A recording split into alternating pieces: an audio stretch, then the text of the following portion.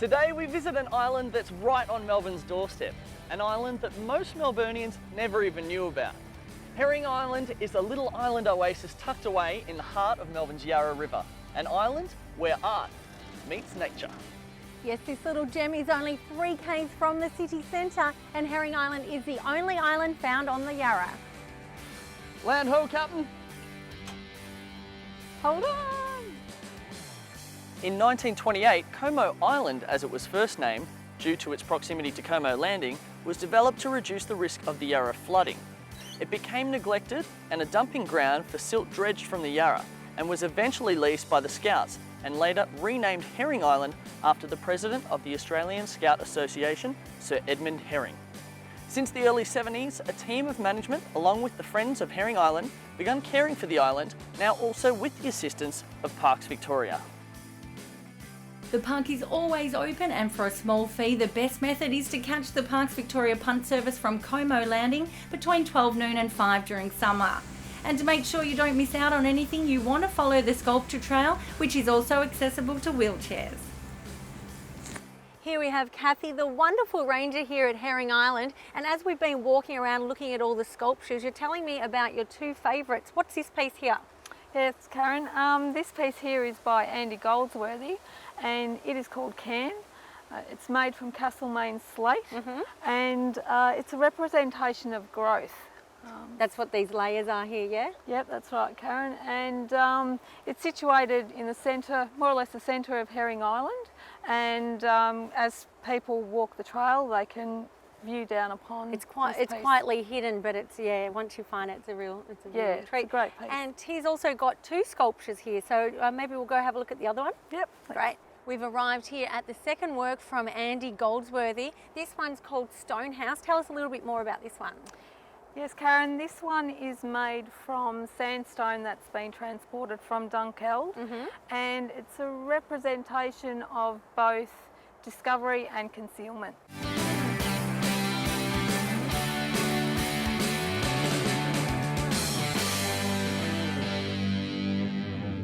The Falling Fence is the first major sculptural work by internationally acclaimed Melbourne-based photographer John Gollings and his assistant Samantha Slicer.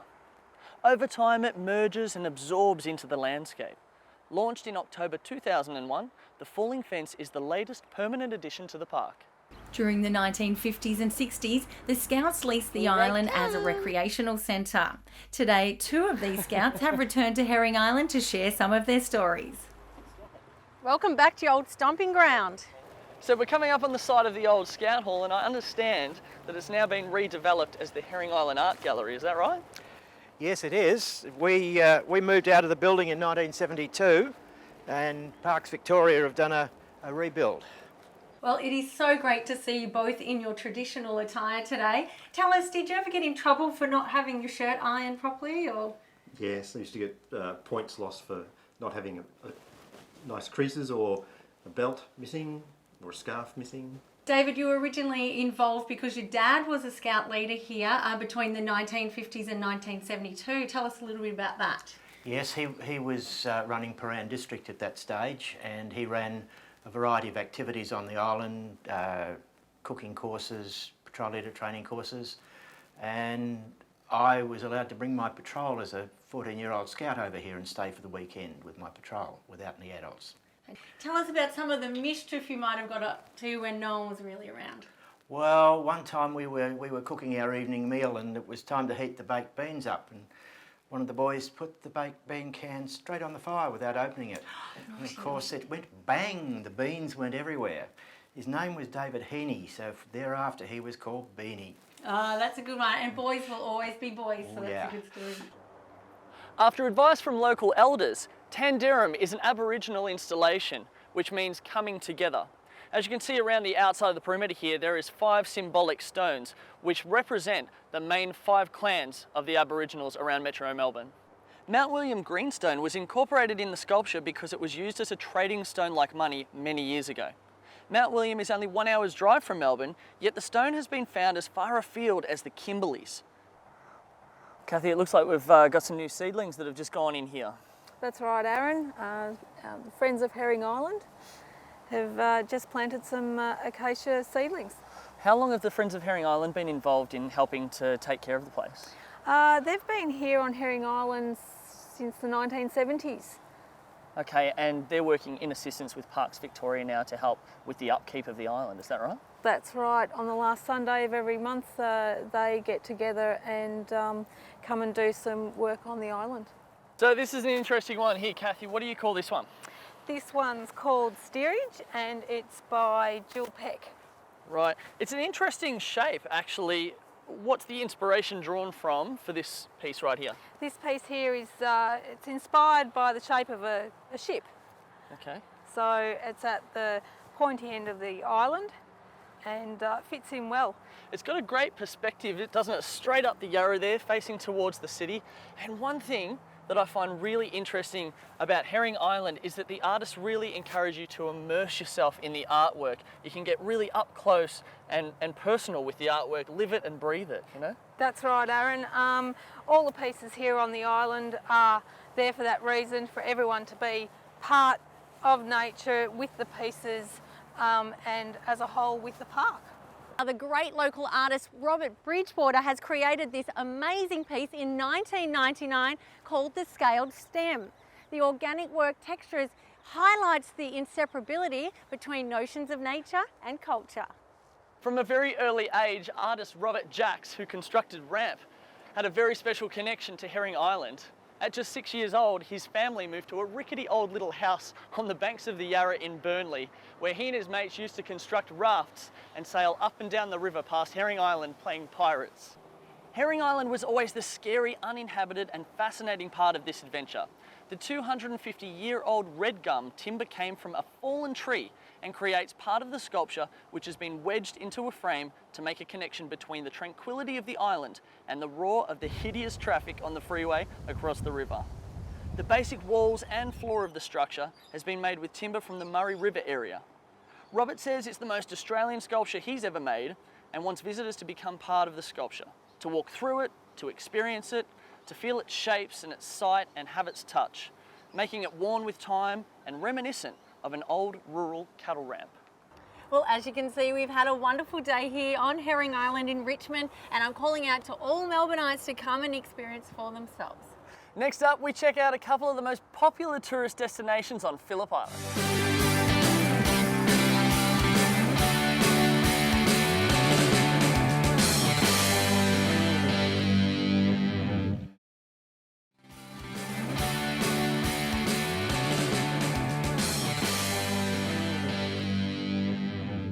Just 1.5 hours drive from Melbourne, Phillip Island is home to approximately 7,000 residents all year round. But when it hits summer, that number jumps to over 50,000. It has got to be one of the most well-known of Victoria's islands, yet there are still many places tucked away on Phillip Island that most people don't even know about. The Real Trout and Bush Tucker Farm have instructors who say they can teach absolutely anyone to fish. And after you hook onto your catch of the day, they even have chefs who'll cook it for you. There's also a bush tucker trail, which winds through 3 hectares of native food crops, producing edible berries, seeds, leaves, and flowers. Along the way, you can learn how the Koori people harvested and used these plants straight from the wild. And here to tell us a little bit more about it is my new mate, Lockie. So Lockie, what do you call this stuff, mate? This is our coastal wattle. Yep. Its native name is nullawort. Okay. It is used for our scones in the cafe. Okay. Mate, this stuff is delicious. What do you call this? That's grass, mate. This leaf's used for roasts and seasonings and can be purchased from the shop. Have a try of this one, mate. Oh, what is that? That's our mountain pepper leaf. Oh, it's so hot. Water! Oh, yeah, nice one. That will make it hotter. Staff will provide you with a rod and reel all kitted up and ready to go. The farm is a great place to kick back and enjoy the natural serenity. Spend some quality time with the family and kids, or a weekend with the boys.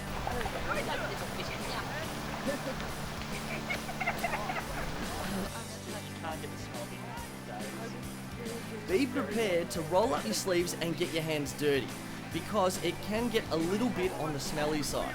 But that's all part and parcel of the fun of fishing.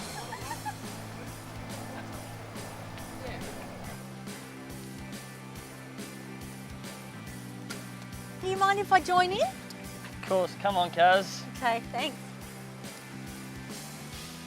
Oh, Lockie, maybe a little bit of a hand?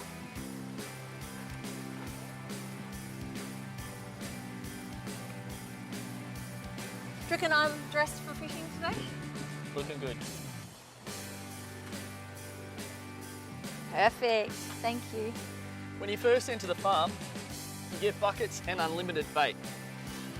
If you want a little bit more of a challenge, this is where you want to be, Trophy Lake.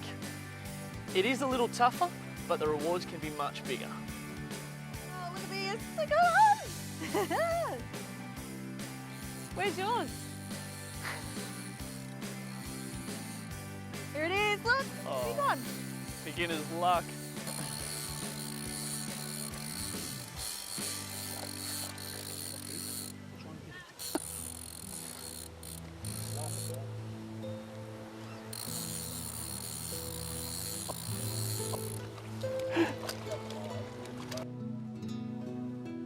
Oh my God, I can't believe I got it. Not bad. Hey Aaron, check this out. Yeah, it's great, Kaz. I'm going to head off to the bathroom for a bit, eh? Now, as much as I'm happy for Kaz, I am not going to let her show me up at fishing. But as you're about to see, I've got a few more tricks up my sleeve. If you take a little look around, you'll find there's much more to it than just the trophy lake. There's an abundance of plant life, water features, a secure kids' play area, and to top it all off, a babbling brook. One of the best things about this place is that you can also fish indoors. On average, it takes about 20 minutes to catch a fish in the trophy lake, but only 2 minutes to catch one from the rainforest pool.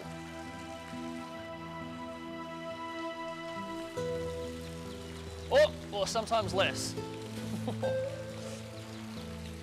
Oh, he's having a go. Come on. Oi! Oh! Alright, keep it smooth. Oh, he's really having a crack. How's about that? Woo! Yeah, that's what I'm talking about. Okay, we're in the kitchen with Mary now. Mary, this is our fish. What have we done to get it to this stage? We've cleaned it, we've pin boned it in the middle, we've also rib caged it, and it's been filleted first obviously, but we've done that as well, so there's no bones in there. No bones, no scales. Now this is our batter that we're going to be cooking the fish in. What goes into that?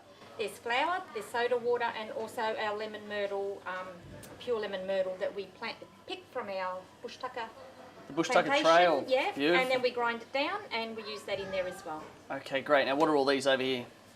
That is Murray River salt with the lemon myrtle in it as well. Yep. And that's Murray salt also with mixed pepper and also the mountain pepper in there as well. Yes, the mountain pepper. We did have an experience with the mountain pepper out I'm there. sure they played a little trick on you. Yeah, Lockie, good bloke. Anyway, so all right, well, what do we have to do to get this show on the road? Okay, basically make sure that your batter's nicely whisked. All right. And then we get our fillet. Straight in Put there. it in the flour. Yep. And that's just plain flour in there. I have sprinkled some lemon myrtle in there as well, so it gets a bit more flavour. You smell a little old lady by the name of Myrtle. Yeah. Good stuff. All right, so that's just going to go straight into there. How do we cook it? And then we've got the fryer behind us. Right. Right. And that comes up. And then we let it get a nice golden brown. Nicely cooked trout with some of the bush tucker herbs that we saw outside before. Thanks, Mary. No problem. Looking forward to Thank you. tasting this.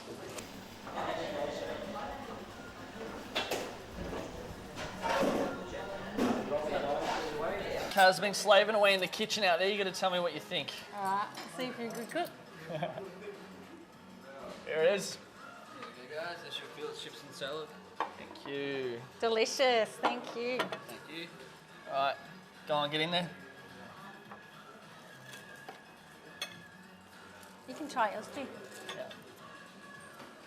How's it taste? Well, mine clearly is the biggest fish, so it is the sweetest. Coming up after the break, we strap on our helmets and saddle up for a bicycle tour of French Island.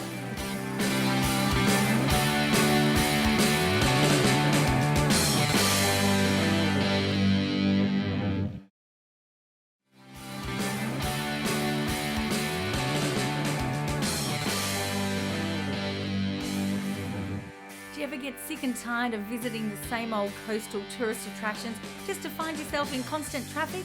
What about all the noise and pollution?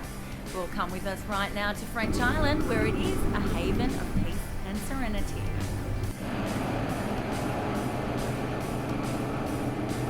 Alright, so we're here on the ferry with Captain Dew. It's Captain Dewan, isn't it? Is that right? Well, just call me Derwin. Call you Dew? Yeah. Okay, you're not going to throw me overboard if I don't call you Captain? Just walk the plank. Just walk the plank, will I?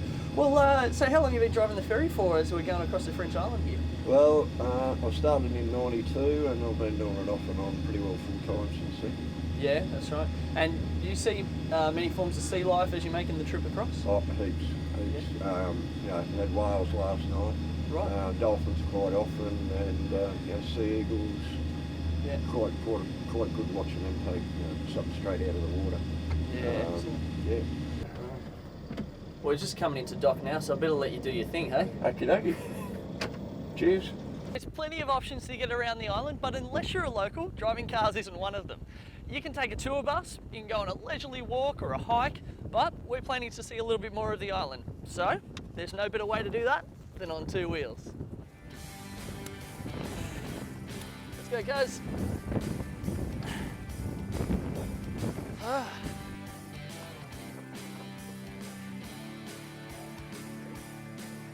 Even though it's only a short distance from the jetty, we definitely earned ourselves a break. So we ducked into the French Island General Store for a drink and to check out those famous meat pies.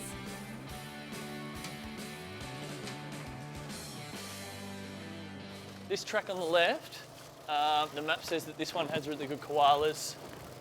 Excellent, let's go check it out. All right. Cool. Oh God, we're in trouble Hi already. folks, how are you? G'day. Hey. Look, we're just checking on some koalas up the track here a little bit. Do you folks mind if you just hang here for a few minutes until we do that? Yeah, that's Then you cool. can ride through later on. Yeah, great. Can we come and have a look? Oh, sure, if you want to put your bikes down there, Yeah, that'd come be with great. me. That'd be great. Thanks.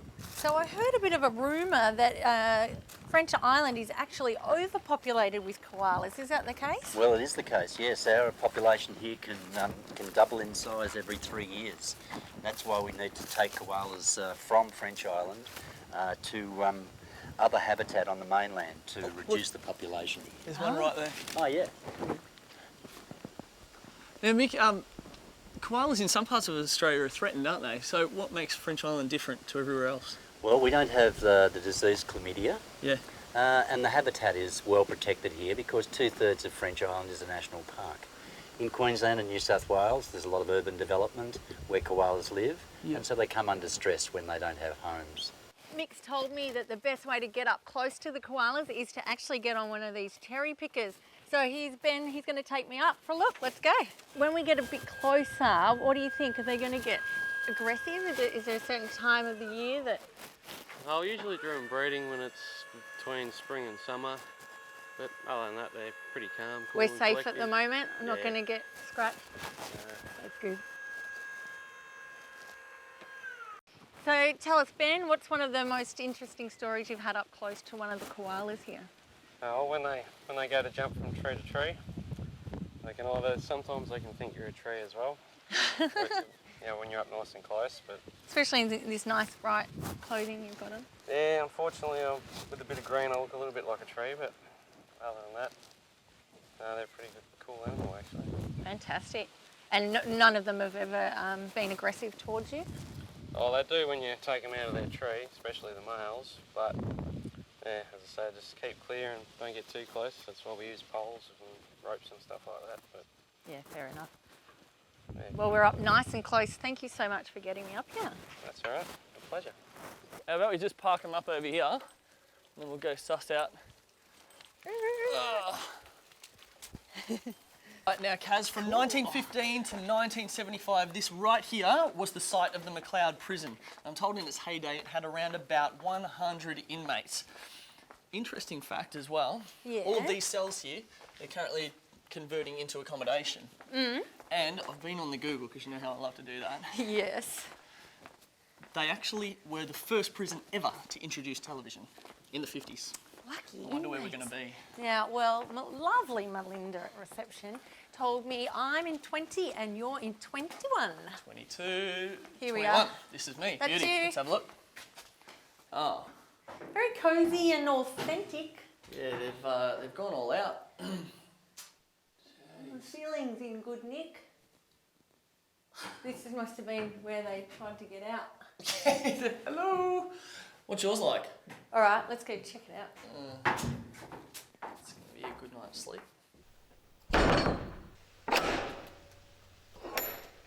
Cool. A bag's the top bunk. Ooh. Oh, why do you get the good room? Well, I may have been pulling your leg a little bit, Aaron. Really? Okay, that's the original prison cell, and these are the rooms for accommodation. You're that one.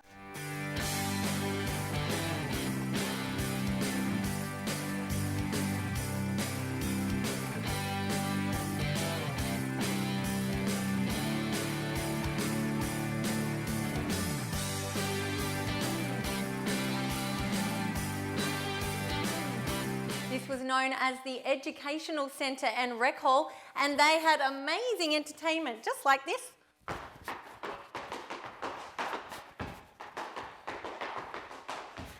There was also wrestling and boxing matches held right here, as well as a few other recreational pursuits. Now, Mark, they tell me that you are the last prisoner left on this farm right here. I'm the prisoner of conscience, they call me. I'm here for my own free will, that's right. Tell us a little bit about the eco farm you got running. So the idea is to set up an organic farm, so we actually don't use any pesticides or chemicals. So you need to have labour and efficiency. So the idea, we use the pigs on the farm, and they clean up all the areas once we're finished with the vegetable growth. All right, now I heard you referring to this is what section of your farm before? Oh yeah, that's the delicatessen section, that's right. The deli section? The deli section, yeah, we have cabana, leg ham, salami of course, spit roast, Sunday lunch, the whole lot really. So this is it, Mark? This is your own private beach right here on French Island? I can't believe it, really. It's Seriously, beautiful. yeah. Crowded. Pretty surprised when you first got the property? Very surprised, yeah, very surprised. Do you know what really surprises me is the fact that when the prison was first set up, it was pretty much a tent farm. That's correct, yeah, 1908, that's right, yeah. I guess they wouldn't have had much problems with the guys escaping. They had a bit of a swim ahead of them. They did, yeah. There was no escape, really. No. Not much of an escape. Did any try? Yeah, there was 29 unsolved escapes, so they don't know whether they drowned or... You're kidding me? Or escaped, yeah. Did they ever find people who had They drowned? did, they found a few bodies with corks around their neck, you know, little floaties. Oh, they'd made the little flotation devices to try and get ashore. Yeah, but the cork swelled up and caused trouble around. Yeah, very unsuccessful. Here comes Kaz, actually. Wow, we. Croissant, anyone? Oh, have a look at this. What is this? Well, we're on French Island. Ah, I see, okay.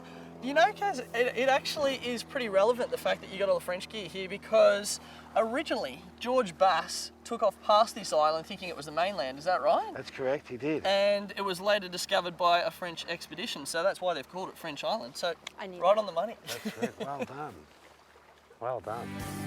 Well, that's all we have for you this week. The sun is setting over Western Port Bay. Be sure to join us next week on Victoria's Islands.